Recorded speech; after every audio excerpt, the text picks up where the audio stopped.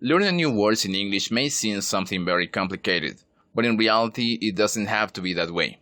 However, if you are only going to grab your vocabulary and repeat each word and its translation over and over again, then it is indeed going to be very difficult to memorize them.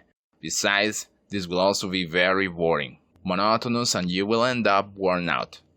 To help you out with this, here is a very good association technique that I learned from some of the polyglots that I mentioned in a previous video. But to show you how this technique works, I will give an example with one word. For example, the word children, which means niños in Spanish. To visualize this word with its meaning, I'm going to divide it into chill, followed by dren. Chill is similar to the word Chile, or chiles. Dren begins just like the word drenaje. To relate those two words with chiles and drenaje, I imagine some children carrying a basket with chiles that walk calmly, and suddenly in front of them there is a drain hole, or hoyo de drenaje, in their path.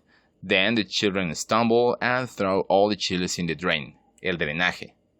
Now, los niños, how to take out the chill from the drain. Niños, chill, drain. So, niños, children. Maybe you have probably already heard about this memorization technique, or maybe you are now thinking something like, are you serious? Do I have to do all this work just to learn a simple word? If you are asking yourself this question, I understand it perfectly, because it was the same thing that I said when I heard it. But exaggerated as it may seem, it works, and it does it incredibly well. Of course, at the beginning it's going to be very difficult to be thinking about a whole mental scene just for one word. However, like any other skill, it only requires a little of practice, and eventually, when you are going to use this technique, it will be something very easy and you will do it almost automatically. You also have to take into account that it is not necessary to do this with all the new words. It is enough with the most complicated words.